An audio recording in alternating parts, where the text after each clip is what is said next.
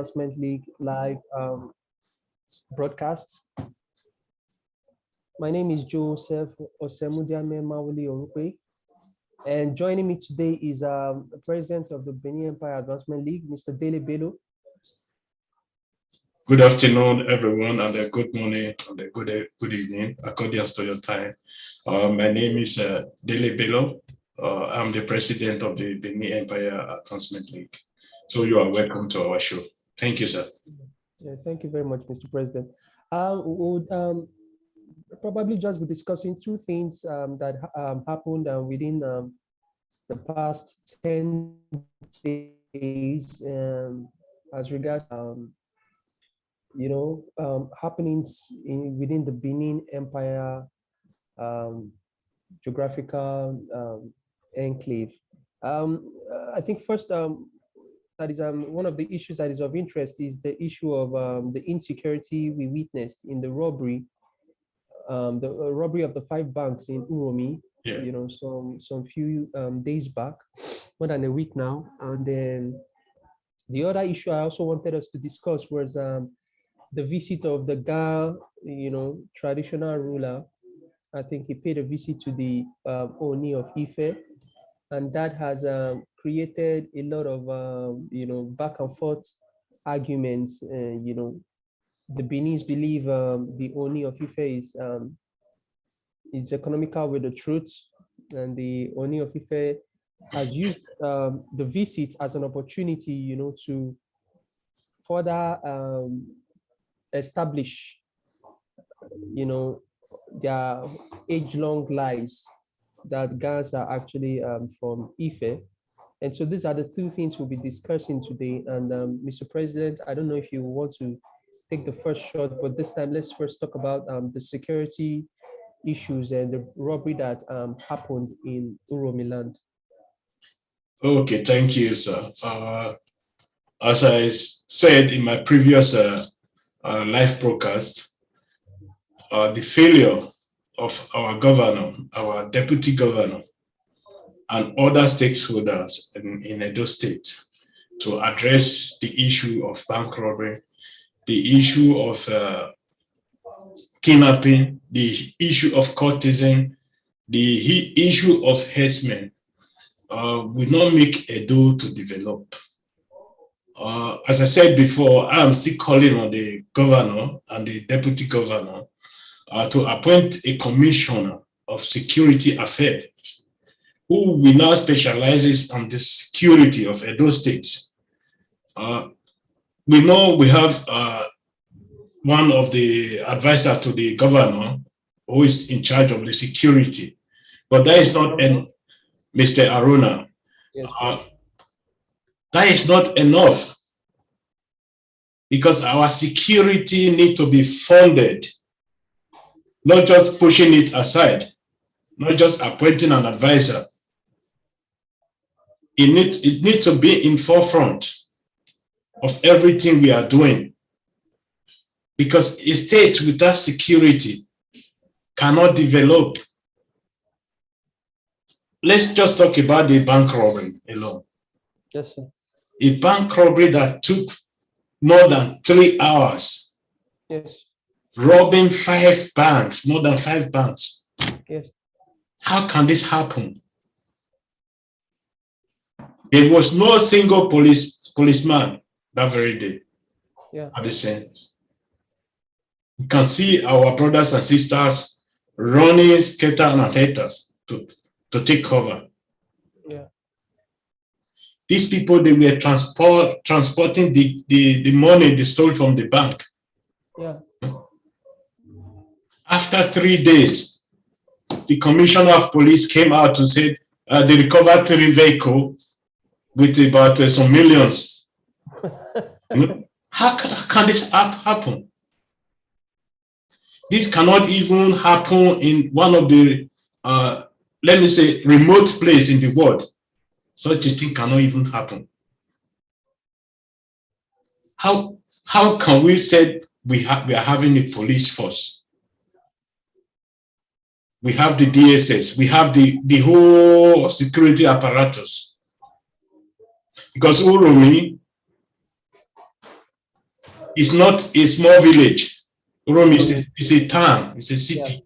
Yes. At least if they are not having police stations there, they'll be having 2 or 3 police stations. Yes, please. And none of these police stations reacted to the call of our citizens. Yeah. I can't understand why our governor will go there 3 days later or 2 days later to start commending the vigilantes. The vigilantes, they are not made for those jobs. Mm. The governor need to create a security network for our state, because we all know what happened during the NSAS and after the NSAS. We were cops in the street of Benin. The governor had 2 years to put something on the ground, but he refused to do that. And now, the next presidential election is coming in 2023. We know how violent our election is. Yeah. I think the governor has to start now if he wants to protect the Edo people or the people living in Edo State. Because people are just saying the governor doesn't have right over police. That is just a big mistake. The governor has a right over the police, where we have the commissioner of police who's supposed to be working hand in hand with the governor. I believe if we can't be able to do our things as it is in Lagos State, we will have a little bit of less crime in our state. I think the governor has to wake up. If he's sleeping, he has to wake up from his sleep, because this cannot be the governor the Edo people elected to govern us. Because the Edo people or the Edo State indigenes, they deserve something more, better than this. I'm sorry to say this. For example, let us go to Oriomo local government area. We have Uronigbe, we have Ewosi, and let me say half of Oriomo local government area, okay, is under the Fulani herdsmen. Then we also have the Ovia local government, who is also in the hands of the herdsmen. So what type of security do we have? Then we also have in Eastern land, in Owon, Etsako, where most of these people, they are under attack from the herdsmen. This cannot be the type of security we need. No. The Edo state government has to put millions on the ground. Look for people, genuine people, who will help Mr. Aruna to build the security we need in Edo State. Because I believe Mr. Aruna is equal to the task. Yes. Because I've come in contact with him several times, and I know the type of person he is. Yeah. Because the Edo State government cannot say they cannot buy drone. Yeah. Or they cannot buy a motorcycle or fuel for, let me say, fuel for the motorcycle of the vigilantes. The only security, okay, yeah, they are underfunded because these people, they have to bring a huge sacrifice to protect our brothers and sisters. So the government need to do a grand work in Edo State, going from, or it should appoint people going from village to village to listen to the villagers, what they are saying, what they want. Yeah. It's not just parading yourself to Okomo, or after the robbery, you parade yourself with your motorcade there. That is not what the Edo people need. We are not saying you shouldn't fight illegal logging in Edo State or something like that, but the security, if we have something on the ground, something special on the ground, all this will not be necessary. People will turn their back on crimes in our city. Yeah. Because all this Western world you see today, they also undergo such moments in America, in Britain, in Europe, but their government started putting things in place for them to guide them in the future, Yes. to guide their children in the future. It's not just by arrogating yourself as supreme, destroying somebody's house or destroying people's house that make you to be a strong man. Being you a strong man is the legacy you left behind, what you did for your people. No? It's not what you did against your people. So let me allow my our honorable vice chairman, president, to also add to it. So I've been talking too long. So thank you, sir, for giving me the chance. Thank you for your contribution. What I just want to add is basically simple. I think the governor needs to open up Edo State. He needs to invest in infrastructure that generates funds for the state, Yes. so that the state can reinvent, those funds into another infrastructure. And one of the key things that Edo State is lacking is security. I think the governor has failed in the aspect of security. Some few days ago, I witnessed when they were launching just one fire truck. A lot of Obasekists saw that as an achievement. And when some of us tried to show them that you guys don't have standard, it became an issue. How can launching of one fire truck for a whole Edo State be an achievement? That's a total embarrassment to the people of the Great Benin Kingdom. Yes. Because our forefathers were intelligent people, the most intelligent, the most vastly widely read in sub-Saharan Africa. It's just sad that what we can put up right now is below par.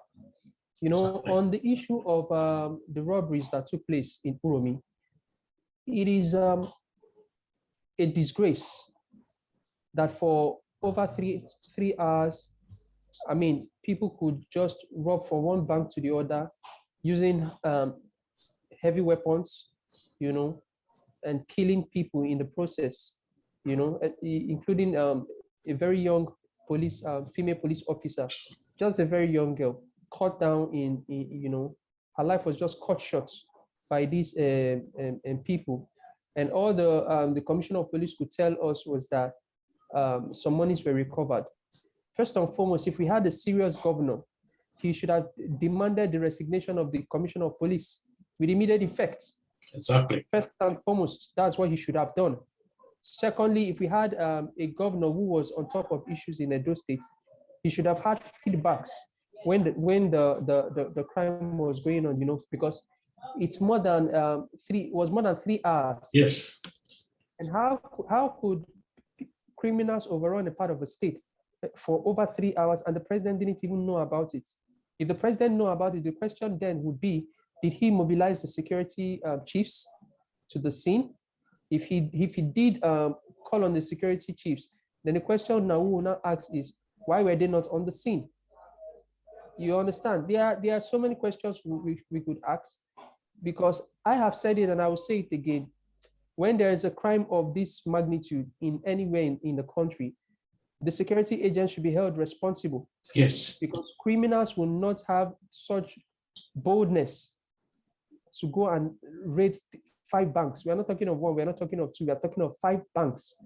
Hold a part of a state hostage for 5 hours, 3 to 5 hours. It means that the security agencies know something about it. With due respect to the hardworking security agents that we have, but it's unfortunate that majority of them are criminals.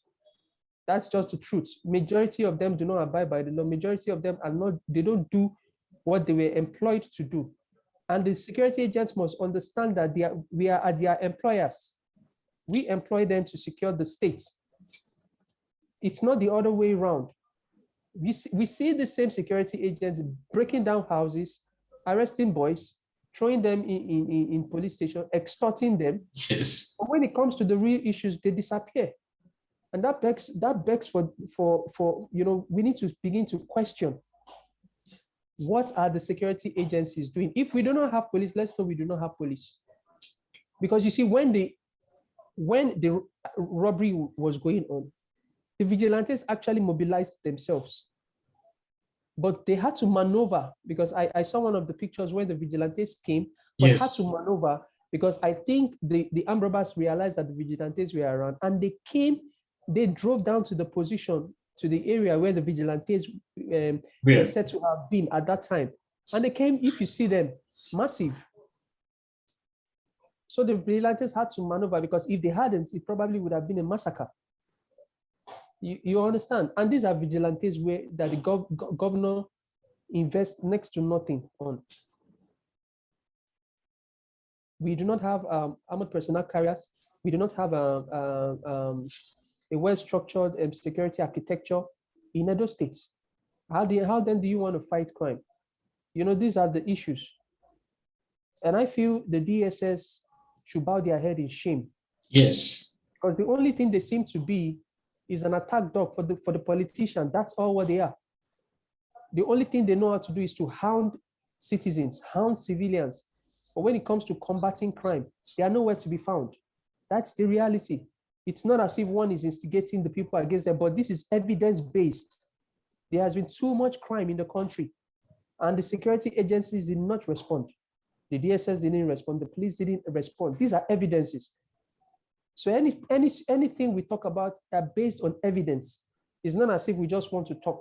I can go on and on and on and mention crimes that have been committed all across the country without any significant response from the security agencies. But when it is time for them to hound civilians, they would do it as if their life depends on it. But that's just the reality of the situation in that country.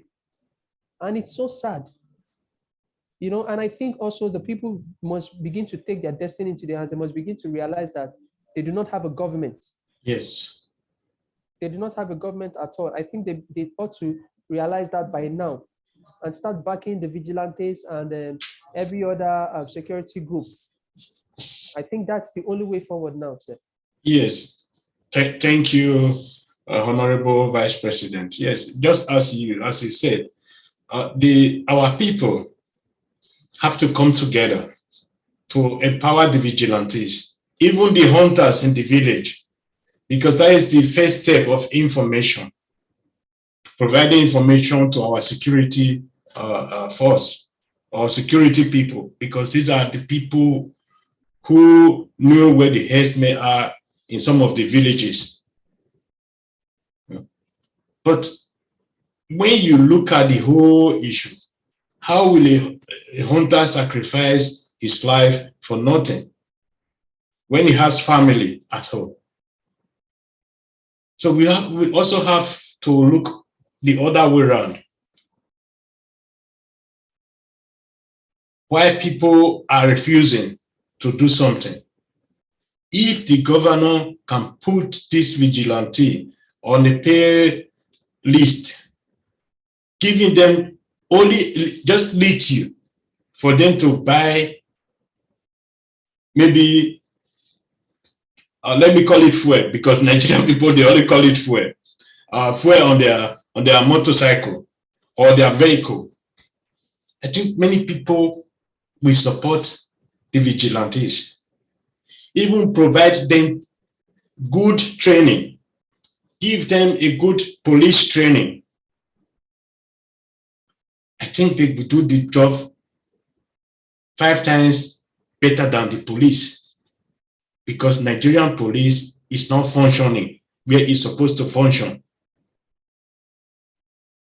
When you see them on the roadblock, when they are marking their roadblock, you know they are after the taxi drivers, they are after the bus drivers, and also private people collecting money from them.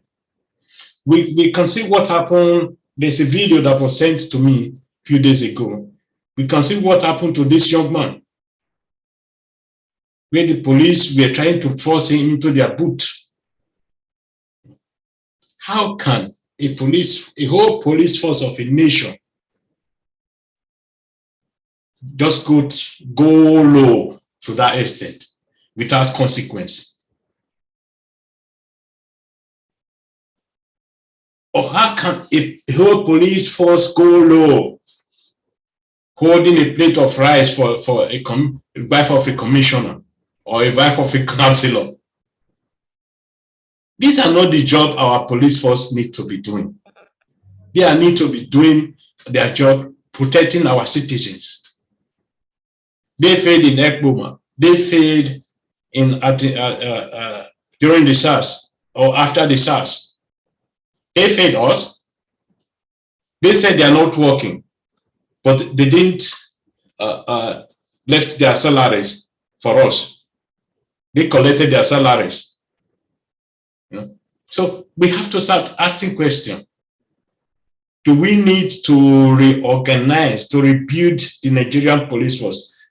Let me just say, disband the Nigerian police force because they are of no use.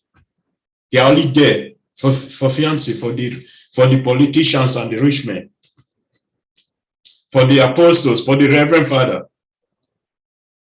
Then who cares about the small man? Let me just call it the small man. On the street, the vulcanizer, the taxi driver, the bus driver. Who is going to protect all these people? So we are only calling on the governor just to advise him, because once things is getting out of hand, it's going to affect everybody. Whether you are the governor, whether you are the commissioner, whether you are the councillor, nobody will care to know when it comes to that day. Yes. Everybody will pay a heavy price. So that is why we are calling on you now. This is the time to act, and we need to act. We can pray whatever we want to pray to God. God will not come and help us. Allah will not come and help us. We have to do the things we need to do. Exactly. Because we need to install our security apparatus, give them a good training so that they can represent us. Yeah. Because we cannot depend on the Nigerian police force. The Nigerian police force is a failure. Yeah. So I'm sorry to say this. They failed the country just as the politicians are failing us. Yes. So thank you, Mr. President. Thank you too. Thank you, sir. Yeah, last week, the paramount chief from Accra, one of the Ga lands, actually visited the Oni of Ife, and in the course of the visit, I think the Oni actually received him and made some remarks, and some of us students of history, we just actually wonder where the Oni of Ife gets his own kind of history from. But of course, sorry, we understand the Oni, we understand the game plan, we understand everything that is going on. We understand that he's just trying to be what he is actually not. Yes. Because we know that one, the Oni of Ife is not a king.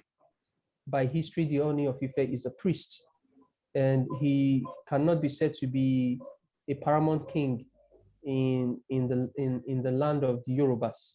He is not by history. And we also know that the first Oni of Ife was a descendant of the Great Benin Kingdom. Yes. We also know that at the time when Oduduwa was actually leaving Benin, he went with an entourage, and he also took a lot of cultural practices, cultural and religious practices from Benin, to Ife. We know that when they went to Ife, they settled in Ife. They had settlements in Ife that bear Benin names. We also know that the Oduduwa took a daughter, from amongst his hosts. And we know that his son came to Benin to rule, and after that went back to Ife because he couldn't play the politics of the palace. Yes. He got frustrated and he left. So we know. But you see, the thing is, the knowledge the Yorubas try to portray about the Ife is more of a myth than history. Because they would tell you that Oduduwa came from the sky. He didn't come from the sky. The reason why they can say Oduduwa came from the sky is because they didn't know where he came from. Yes. As simple as that. You understand? And it's laughable when you have a revered traditional, how do I put it? I wouldn't say traditional sociocultural leader who does not know his own history, or who probably knows his history but decides to play the card that the action group under Awolowo has played for over 5 to 6 centuries ago. And it's a shame, because whether he likes it or not, he cannot be what he is not by virtue of pronouncements. That is the truth. He cannot be what he is not by virtue of pronouncement. When we are talking of the paramount rulers in Yoruba land, we are talking of the Alake of Egba. Yes. We are talking of the Alaafin of Oyo, and a few others. When we are talking, it is the action group under Awolowo that elevated the Ooni of Ife when he had a problem with the Alaafin at that time. That is the fact. Before that elevation, the Ooni of Ife was not addressed as a king. No. Because he was never a king. And it's a shame that the guys do not even understand their own history. They don't know their history. What they have is a revised history, and they hold on to a revised history. Because first, let's ask a question. Why are Gans celebrating Obeneshimo? Exactly. You understand? Why are they not celebrating Ifeshimo? Obeneshimo is a dance that is celebrated. It's a festival that is celebrated every year to commemorate their journey from the Benin Kingdom to the present day Nungwa settlement in Accra. So you have the Nungwa people today. The last of Beneshimo, I attended it. It was organized by the Babu himself, Wulomo, you understand? And we had representatives from the Benin Kingdom. Our organization was there. Several other people were there. We didn't see a representative from Ife. We didn't see one single representative from Yoruba land. You understand? If you look at the culture of the Gans today, the major spiritual ceremony they do today is the ceremony that was bestowed onto them, or that was bequeathed to them, by virtue of the cultural and the spiritual practices that Oduduwa introduced to the Ife people. And that is the worship of the Olokun. Exactly. You understand?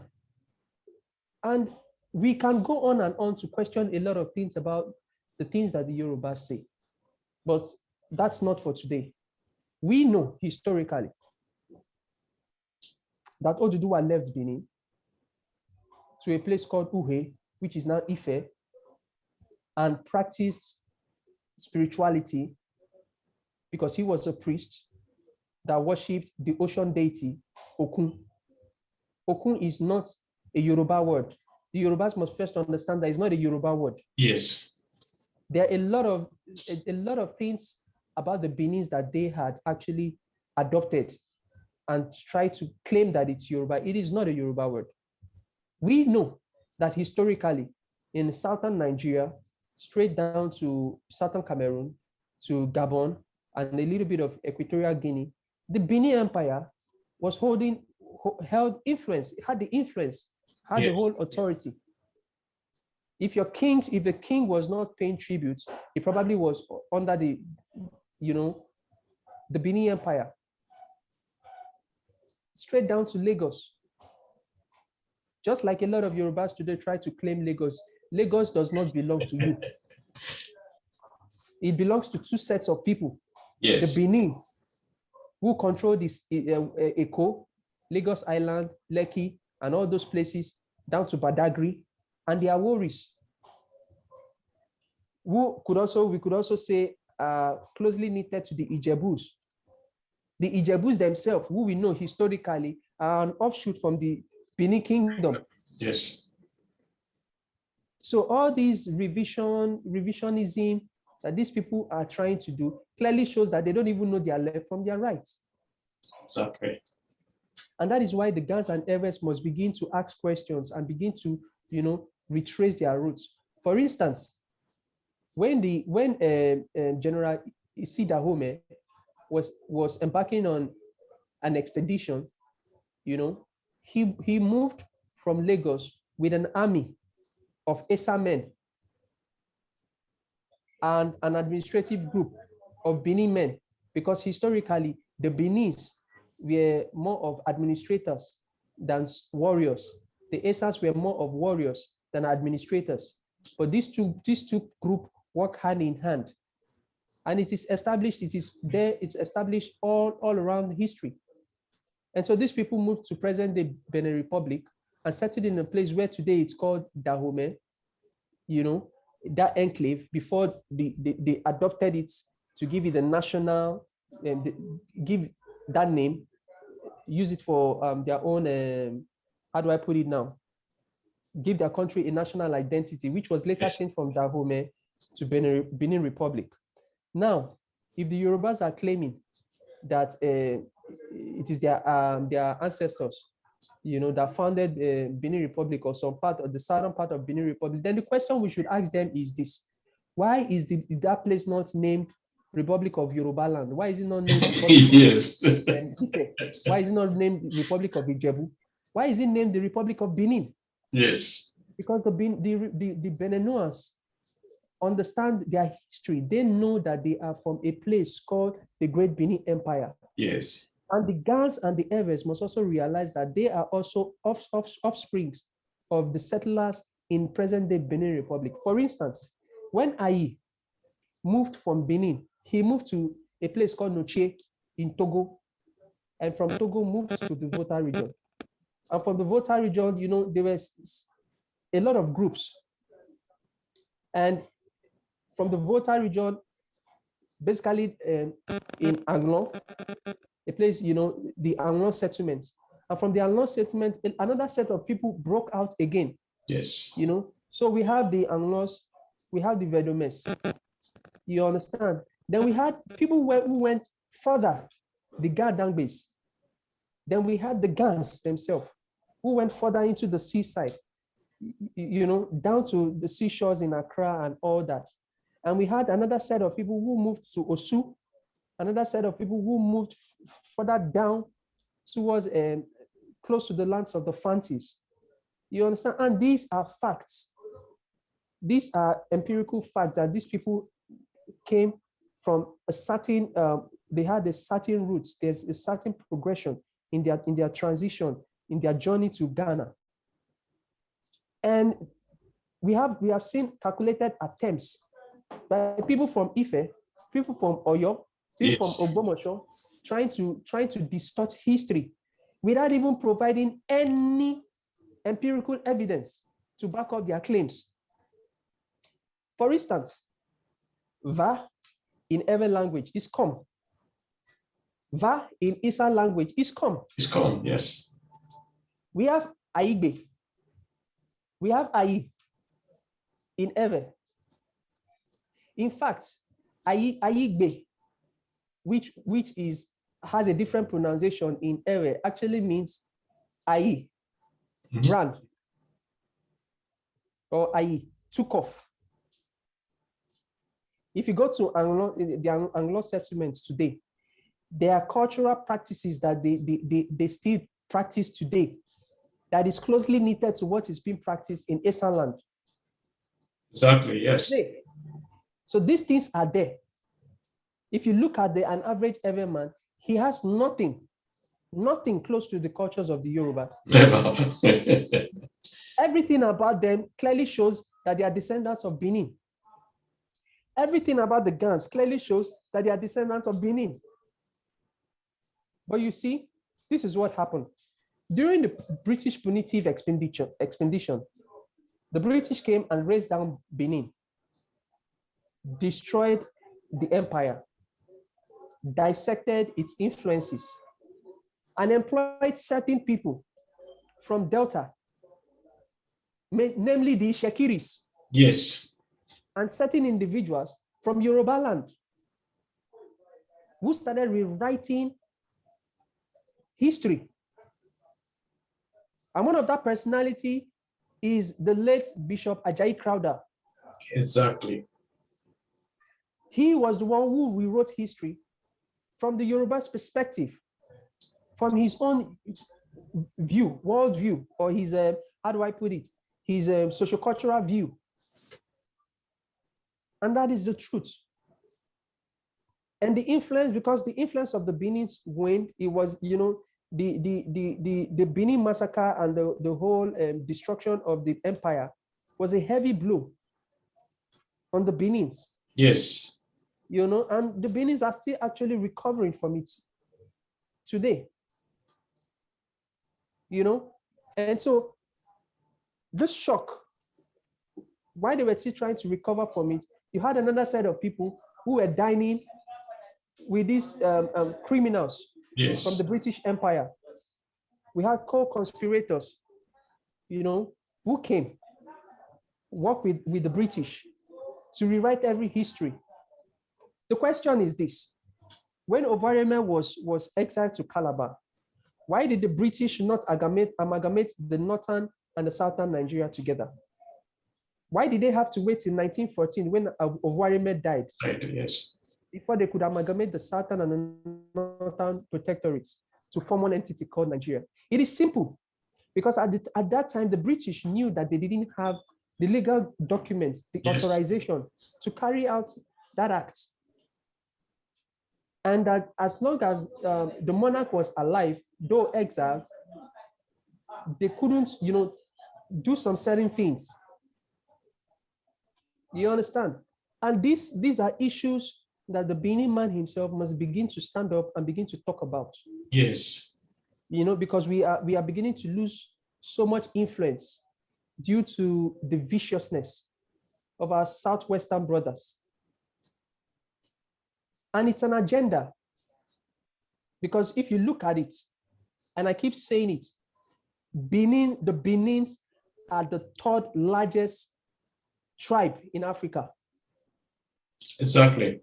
The Benins are the third largest tribe in Africa. Because whether you are an Ika, whether you are Urobo, whether you are Esan, whether you are Kwale, whether you are Bini, whether you are partly Ijebu, whether you are Gun, whether you are Ewe, whether you are Gan, you are a Benin. Just like the Yorubas have Egbas, the Ijebus, the Aworis, and all sorts of people that form their whole, the whole thing they call, that gives themselves this tribal identity called Yoruba. So does the Benin kingdom itself have various ethnic groups, yes, that come under one umbrella with the Benin identity. And most of those people know this.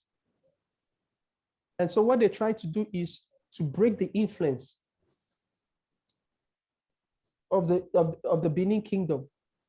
We know today that the most revered monarch in southern Nigeria is the Oba of Benin. yes. It is a fact. Even the whole of Nigeria.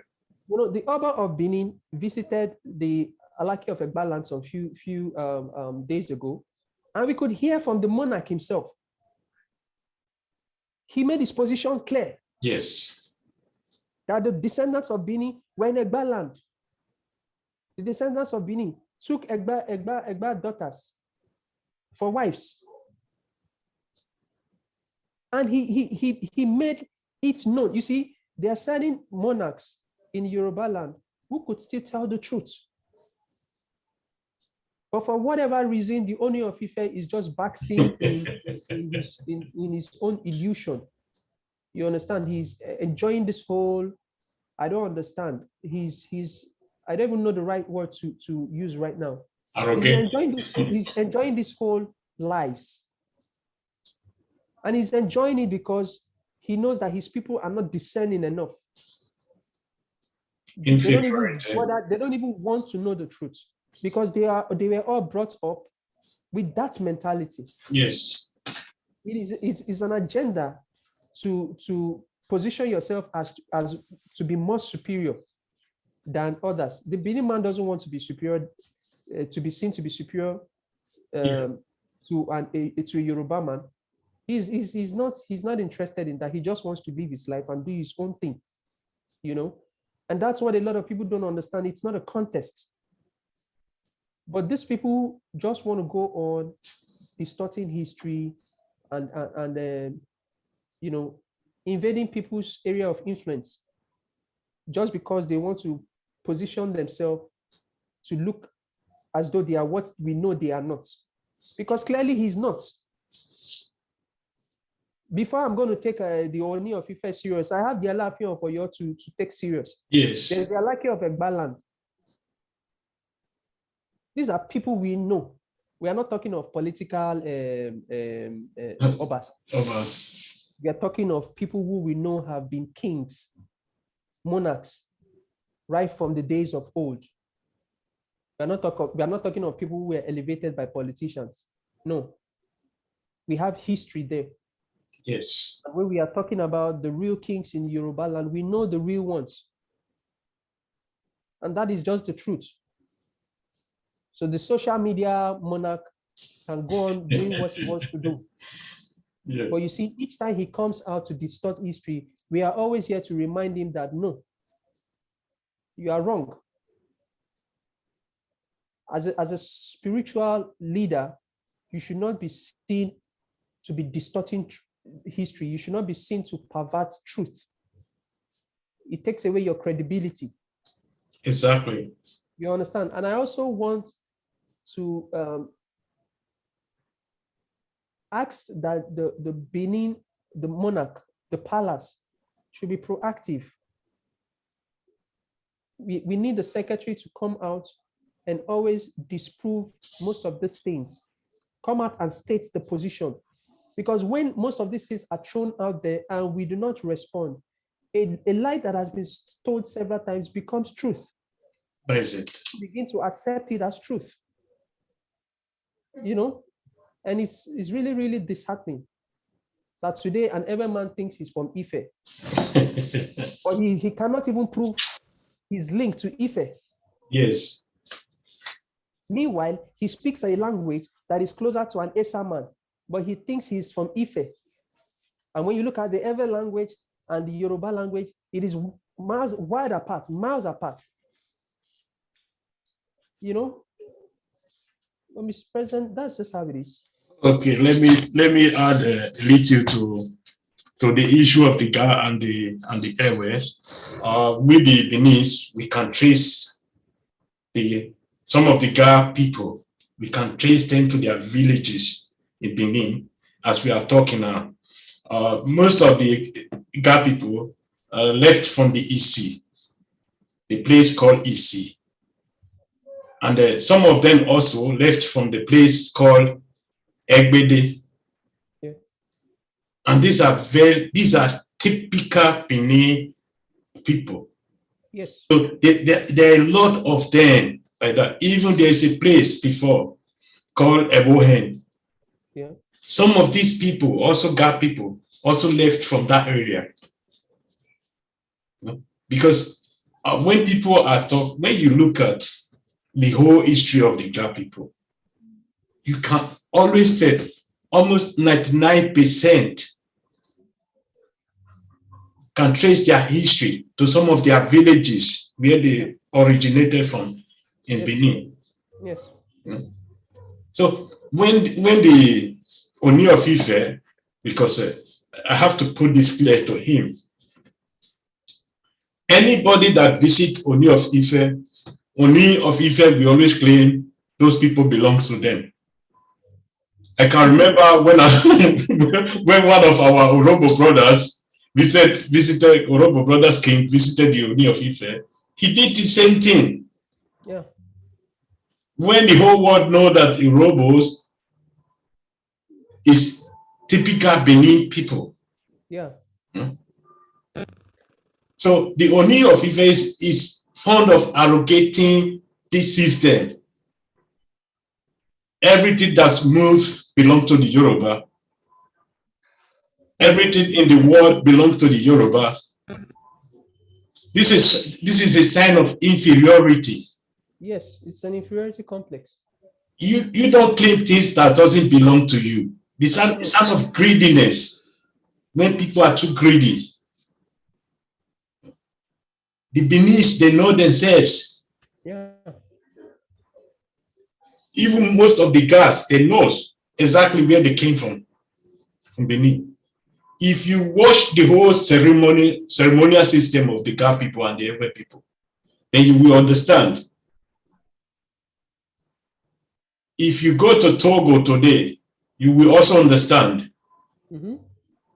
that these people, they are typical Benin people.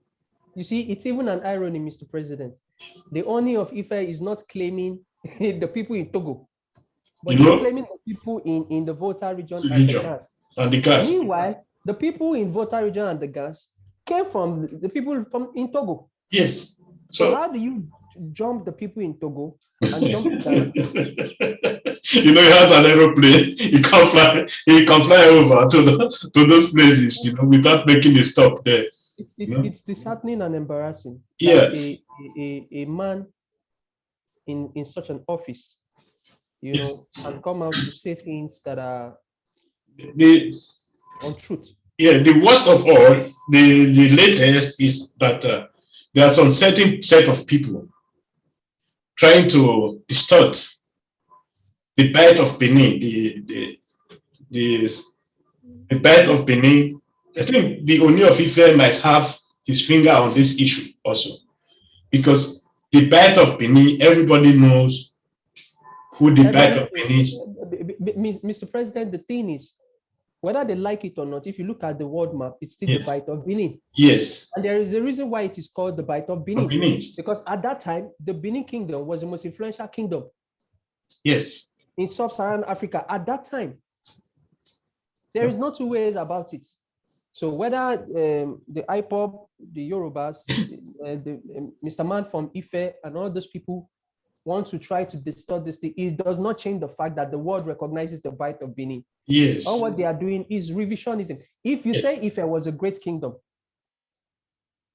put all the kingdoms in Yoruba land together. Yes. They do not have 1/3 of the assets the Benin man has spread across the museums in the world. Yes. They do not have 1/3 of it. And so those are the issues. You cannot even point out one or two things. You can't point it out.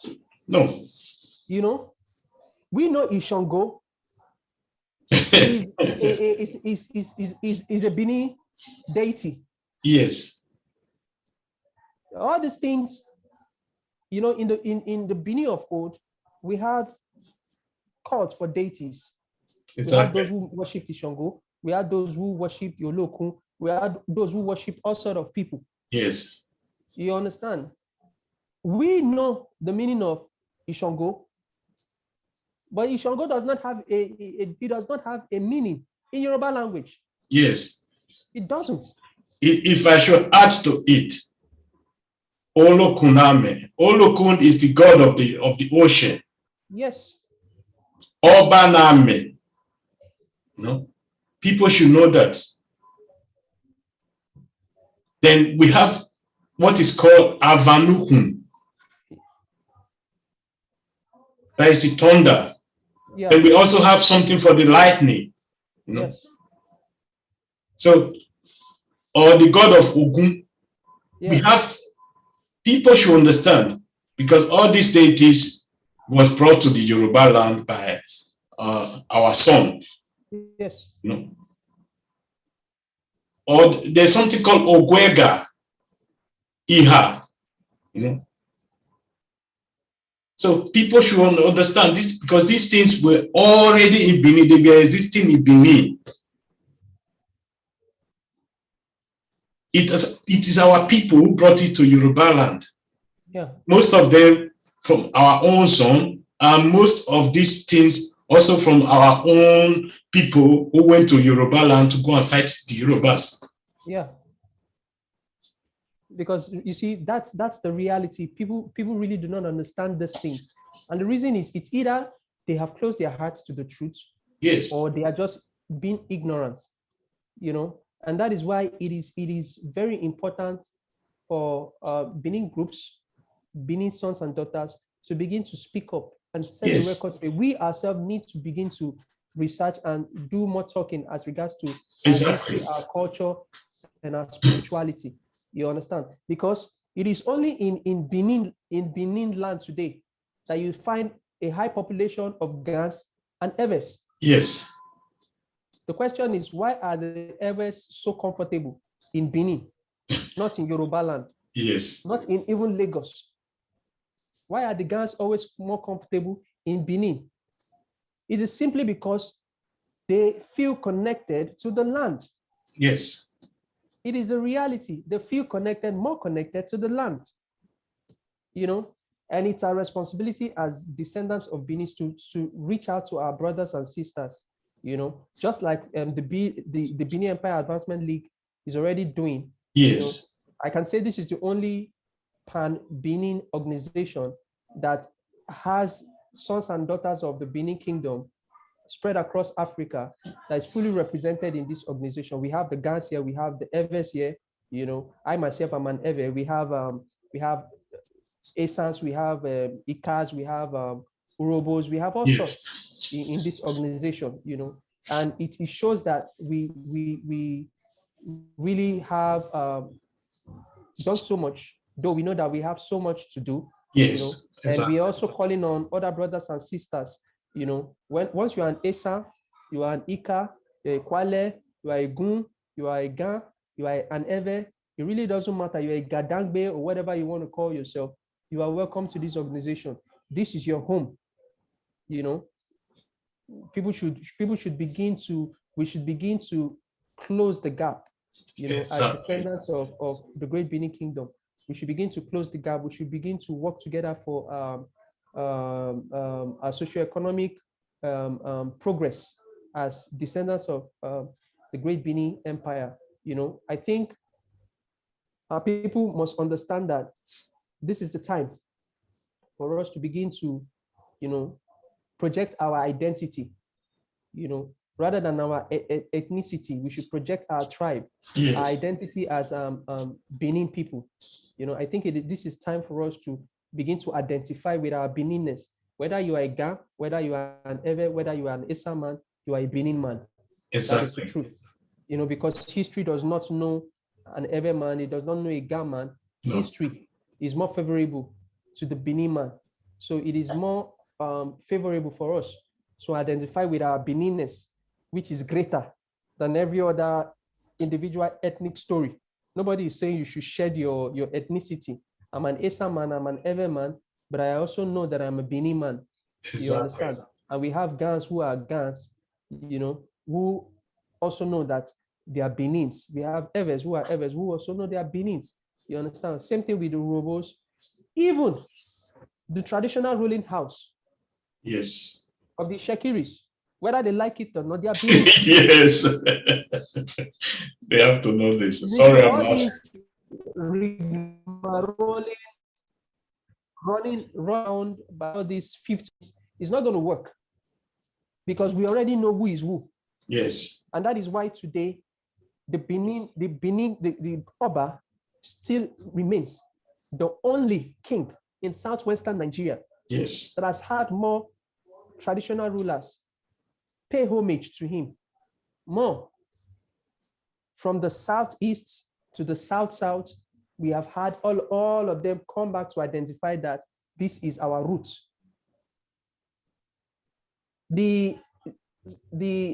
Our brothers on those states, the Ikales, yes, whether they like it or not, they are Benis. yes, Our other brothers in Ekiti, whether they like it or not, they are Benis. yeah, do equities, yes. You know, the thing is, people still there. A lot of these people do not even actually know that the word Yoruba is just a political identity.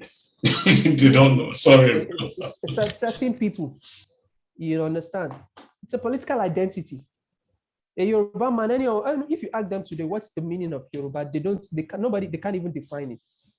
And so they go about with a tag that they cannot even, define. But it's not a superiority contest. History, everything is there out there in history for everybody to see. We know who the greatest empire is. Yes. We know the empire that withstood the British in sub-Saharan Africa. We know them. We know the empire that stood its ground against the British before the British came with all its ammunition. It wasn't a walkover. No. We had our ancestors, they died on their feet. They didn't die on their bellies. They didn't sell their people out. Never. They fought, they died standing. Yes. Which is honorable. And we know that those who conquer always write history anyway. Yes. But the thing is that our own history is carved in metal works. Exactly. And our metal works are so precious that even the bright man cannot destroy it. So he places it in why they are writing their history on paper, ours is written on metals, on the walls. Yes. On tablets. And it's written in our hearts. Exactly. That's why anywhere we go, the Beniness, you can't even hide it. And so it's not a superiority complex. No, we are not fighting over who is greater. No. History already knows who is greater. Exactly. It is now left for the Benin people to begin to show to the world why our ancestors were respected.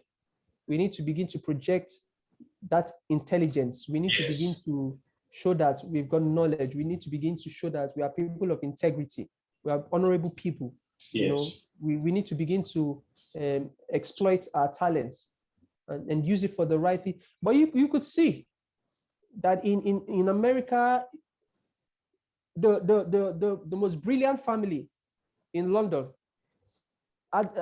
is a family who actually are Benins. Yes.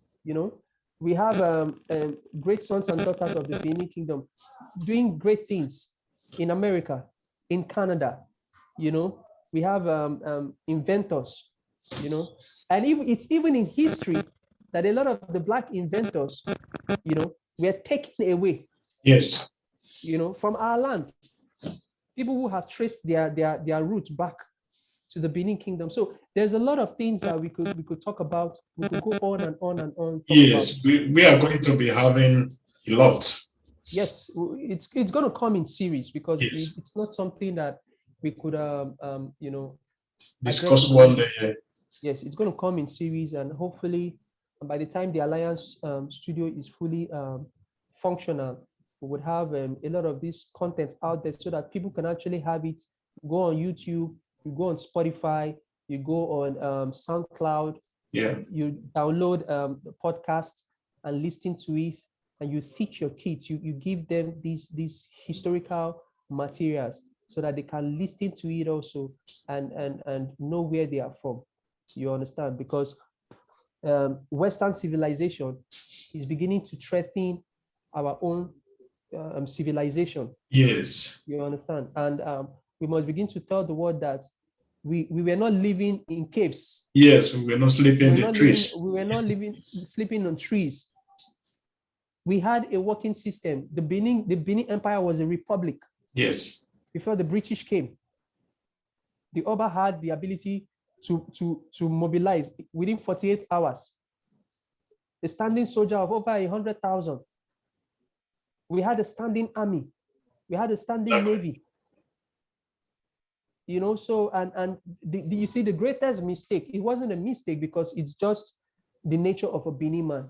Yeah. Every territory that the Benis conquered, they did not force the people to speak their language. No.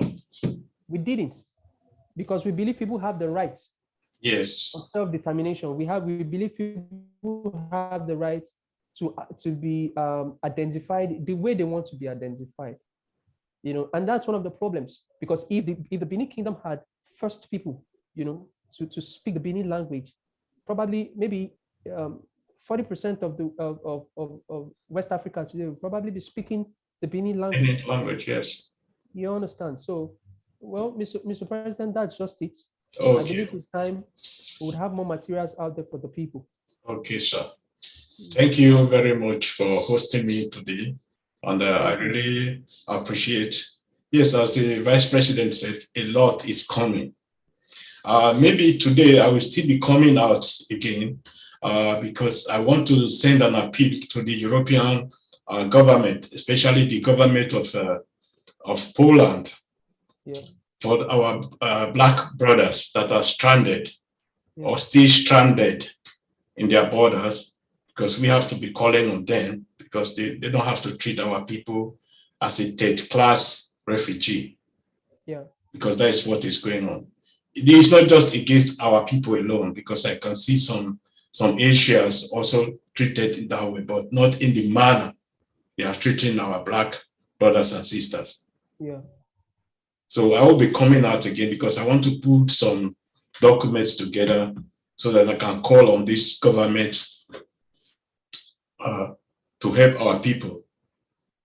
You know, because we can only appeal to them because the territory belongs to them. So we cannot force them through demonstration or something like that. Yeah. Before, when such issue happened, we used to go to the street, organized, because the Blacks here, they are well organized. We go to the street and demonstrate. During the Black Lives Matters, I was there several times. But in this situation we are now, because we can see the fear Europeans are having, that is why it's very, very important to appeal to these people that they also treat our people with respect. Yeah. So I want to say thank you, sir, for thank you very much, sir, for your contribution today and for your contribution so far. So we really appreciate. I also want to say one more thing, Mr. President. Yes, sir. I want to appeal to viewers who are watching our broadcast. You can be a member of this organization. It is free. Yes. As long as you are a descendant of the Great Benin Empire, it is free. Just signify your intention, and we would add you to our WhatsApp group so that you could also meet other brothers and sisters. Yes. It doesn't matter which nationality or which flag you're carrying, whether you're Nigerian, you're from Benin Republic, Togo, or Sierra Leone, or Ghana, or Southern Cameroon. As long as you can trace your roots, you know, to the ancient Benin Kingdom, please, you're welcome to this organization. And in this organization, everybody has equal rights. Yes. You know, everybody has equal rights. What is due to an Esa man is the same that is due to the Bini. Is the same that is due to an Eka or a Ga or an Eve. You know, we want to have our people come together so that we ourselves can begin to develop our lands ourselves. Yes. And we won't be depending on politicians or any form of government anyway, but we'll do it ourselves because it's our land. Thank you very much, Mr. President. Thank you everybody for watching our live broadcast today. And I promise you, with time, we'll have more content out there, quality contents, informative contents that would shape our understanding and give us a better perspective, yes, you know, in life. Thank you very much, everyone. Thank you, Mr. President, once again. Thank you too, and have a great day. So have a great day. every one of our viewers have a great day, and we really appreciate. Thank you, and goodbye. Goodbye, sir.